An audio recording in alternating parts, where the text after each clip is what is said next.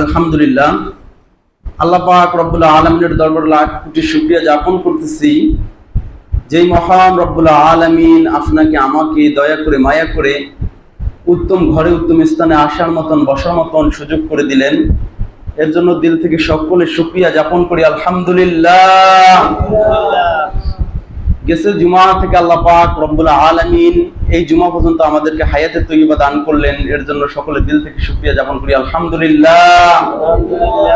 কত মানুষ এই একটা সপ্তাহের মধ্যে চলে গেল। এই যে গেছে সোমবার আমার দাদি শাশুড়িও দুনিয়া থেকে বিদায় নিয়ে গেল, এবং দেখা গেল অনেক মানুষ দুনিয়া থেকে, কেউ বা গাড়ি অ্যাক্সিডেন্ট, কেউ বা পুড়ে, কেউ বা বিভিন্ন রোগে মানুষ দুনিয়া থেকে বিদায় নিতেছে।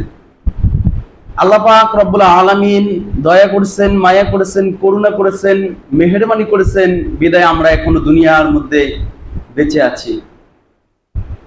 এমনও তো হতে পারে এখন নামাজ পড়তেছি, এখনো আমাদের মৃত্যু হতে পারে।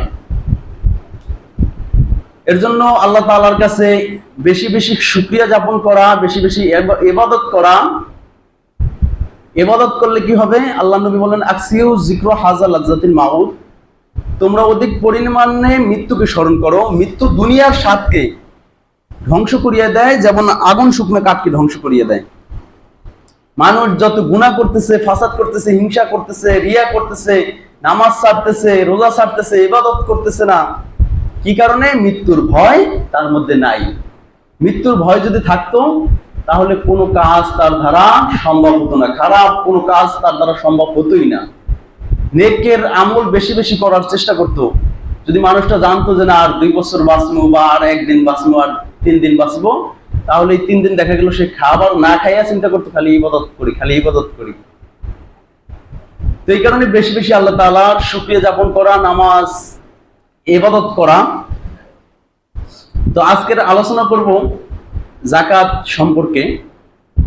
আল্লাহ পাক রব্বুল আলামিন বলেন, ওয়ায়ুকিমুনাস সালাতা ওয়া ইউতুজ যাকাতা, যেনা যেই জায়গায় নামাজের কথা বলছেন সেই জায়গাতেই যাকাতের কথা বলছেন। যেন তোমরা নামাজ কায়েম করো এবং যাকাত প্রদান করো অথবা যাকাত আদায় করো। যাকাত মানুষের, যাকাতটা কি? একটা গরিবদের হক। গরিবদের হক হচ্ছে একটা যাকাত। আল্লাহ পাক রব্বুল আলামিন বড়লোকদের মধ্য থেকে কিছু গরিবদের হক রেখেছেন। কিছু কিছু ইবাদত সারা জীবন ফরজ, কিছু কিছু বছরে ফরজ, কিছু কিছু মাসে ফরজ। মাসে ফরজ যেরকম রমজান মাসে আমাদের জন্য রোজা ফরজ, অন্যান্য মাসে কোনো রোজা ফরজ না। আবার বছরে একবার যাকাত ফরজ হয়, যাদের টাকা পয়সা আছে যাকাত ফরজ হয়, আর যাদের নাই ফরজ হয় না। আর নামাজ যেরকম 12 মাস আমাদের জন্য ফরজ। তো যাকাত কতটুকু জমি জায়গা টাকা পয়সা থাকলে যাকাত? নেসাব বলতে বোঝায় যে না 7.5 ভরি স্বর্ণ অথবা 52 তোলা রূপা পরিমাণ টাকা পয়সা, অর্থ সম্পদ, মানে অর্থ জমা, নগদ জমা থাকলে, খায়া পড়িয়া স্ত্রী পরিবার পরিজন দেখে যে টাকাটা জমা আছে, এই টাকাটা শতকরা 2.5 টাকা পরিমাণ গরিবদের হক। লাখে 2.5 টাকা এটা গরিবদের দিতে হবে। এটা যেরকম ওসর বলতে, যেরকম ক্ষেতের মধ্যে সেচের পানি, বৃষ্টির পানি অথবা নদীর পানি, এই পানির মাধ্যমে যদি 100 কেজি ধান হয় তাহলে 10 কেজি গরিবদের দিতে হবে, 10 কেজি 100 কেজির থেকে। আর যদি এটা যদি আপনার, যেমন আপনি মিশিং এর মাধ্যমে, পানির মাধ্যমে সেচ কইরা মানে এটা আনছেন, তাহলে এটা 100 কেজিতে 5 কেজি হারে গরিবদেরকে দিতে হবে। এটা আবার 8 শ্রেণীর ব্যক্তিকে দেওয়া যায়, এটা আমি পরে বলবো। তো এই যাকাত একটা গরিবদের হক। এই যাকাত আমরা অনেকেই দিতে চাই না, দেই না। আবার অনেকে দেখা যায় যাকাত সে লুঙ্গি কাপড় কিনা মানুষদেরকে দেয়, লাইন দিয়ে দেখায় যে না আমি দেই। অনেক জায়গায় দেখা যায় সেই কাপড় লুঙ্গি পরতেও পারে না, এরকম পাতলার পাতলা সে কাপড় পরতে পারে না, এরকম পাতলার পাতলা, তাহলে দিয়া কোনো লাভ নাই। আল্লাহ নবী সাল্লাল্লাহু আলাইহি ওয়াসাল্লাম বলেন না, মানুষকে স্বাবলম্বী করে দাও। স্বাবলম্বী কিরকম? একটা মানুষকে যদি জাকাতের টাকা দেওয়া হয়, যেন একটা ছাগল অথবা একটা গরু কিনে দেওয়া হয়, সেই টাকা দিয়া আপনি পাইলে পাইলে আস্তে আস্তে বাড়িতে থাকেন, স্বাবলম্বী। দ্বিতীয়বার যেন তাদের জাকাত দেওয়া না লাগে। ওমর রাদিয়াল্লাহু আবু বকরের জামানায়, আবু বকর রাদিয়াল্লাহু তাআলা আনহুর জামানায় এরকম হয়েছিল, গরিব খুঁজেই পাওয়া যায় না। তো এক লোক এরকম বলতেছে যে না, জাকাত না দিলেই তো হয়, গরিব যেহেতু পাওয়া যায় না। তো আবু বকর রাদিয়াল্লাহু তাআলা আনহু বললেন যে এই কথা দ্বিতীয়বার বলবে তার জন্য আমি যুদ্ধ ঘোষণা করে দিব। নবী দিয়েছে, এখন বোঝেন জাকাত। আপনার এলাকার মধ্যে 50টা ঘর আছে, 50টা ঘরের মধ্যে 50 জনের মনে করেন সবাই বিল্ডিং, 3তলা বিল্ডিং করে, সবাই একজনের একটা টিনের ঘর, খাইলে সে ভালোই আছে টিনের ঘর অথবা একতলা বিল্ডিং, সবাই জাকাত সে ওই একতলা আলায় খাইতে পারবে, মানে সবার থেকে সে নিচু, এক কথায়। আবার এলাকায় গরিব নাই, অন্য জায়গায় দিতে হবে। ওই যে আরেকদিন বলেছিলাম, ওমর রাদিয়াল্লাহু তাআলা আনহুর জামানায় এক ব্যক্তি 3 দিন পর্যন্ত জাকাতের টাকা নিয়ে ঘুরতেছে। এখন আরেকজনকে দেখে তার মাথার মধ্যে অনেক মালামাল দেখে বললো যে না, মনে হয় এই লোকটা গরিব, তাকে দেই। তো তার কাছে গেল, ভাই আপনি জাকাতের টাকাটা রাখেন। বললো যে না ভাই, আপনি ঘুরতেছেন কয়দিন ধরে? কয় আমি 3 দিন ধরে। কয় আমি ঘুরতেছি এই জাকাতের টাকা নিয়ে, আমার মাথায় যেটা দেখতেছেন এটাও জাকাতের টাকা, আমি ঘুরতেছি 7 দিন ধরে। চিন্তা করছেন, আল্লাহকে ভয় করছে বিদায় তারা এই জাকাতের টাকাগুলো মানুষকে পৌঁছানোর জন্য চেষ্টা করে। আর আজকে তো আমরা জাকাতের টাকা থাকলেও আমরা এগুলা বলে মনে করি মাল কমে যাইবে, অথচ এটা পাক হয়, পবিত্র হয়, আল্লাহ বরকত দেয়। এই জাকাতের টাকা যদি মানুষদেরকে দেওয়া হয়, তাহলে আল্লাহ এই জাকাতের টাকা দেওয়ার মাধ্যমে যে না, আল্লাহ তাআলা অনেক বরকত দিয়ে থাকেন বান্দাদেরকে। এর জন্য চেষ্টা করা, এবং যেরকম ভাবে বছরে একবার জাকাত ফরজ হয়। আবার আরেকটা বিষয় হচ্ছে, যদি 50,000 টাকা থাকে খায়া পইরা, তাহলেও তার জন্য সেই জাকাত দেওয়া ফরজ।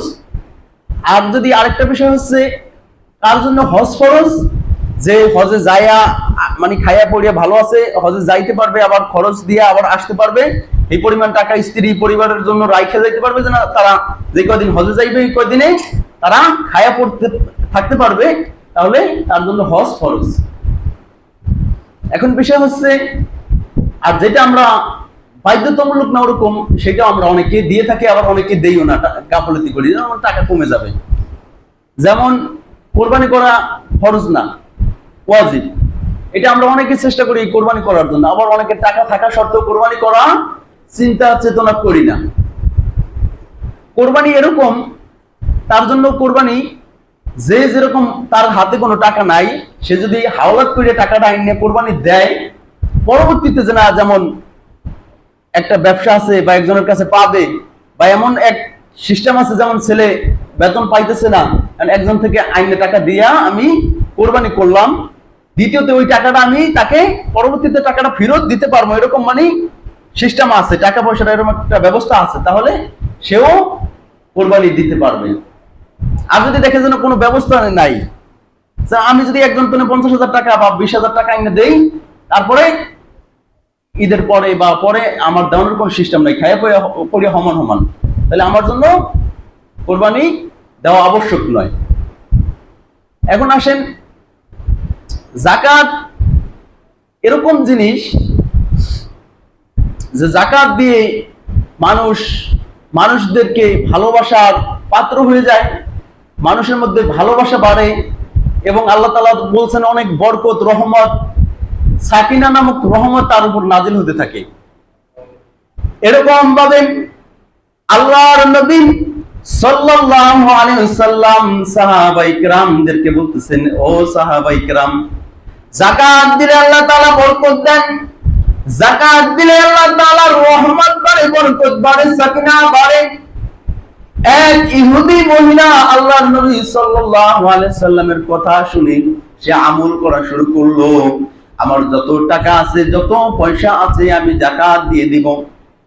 দেখি মোহাম্মদের কথা হয়নি, মোহাম্মদ যে কথাগুলো বলছেন আমি একবার ট্রাই করে দেখি কথাগুলো সঠিক হয় কিনা। যেটা বলছেন আমানতের মালগুলো ভালো হয়ে যায়, আমানতের মালগুলো হারায় না। এর জন্য মহিলা, ইহুদি মহিলা যত টাকা ছিল, যত পয়সা ছিল, উট ছিল, দুম্বা ছিল, ভেড়া ছিল, বকরি ছিল, সব থেকে ভাগ করে শতকরা 2.5% গরিবদেরকে দিয়ে দিল। হঠাৎ করে একদিন ব্যবসার জন্য কাফেলা নিয়ে অনেকগুলো উট নিয়ে সেই মহিলা অনেক দূরে চলে গেল। মহিলার যত লোক ছিল 100 উট নিয়ে ব্যবসার জন্য সিরিয়া চলে গেল।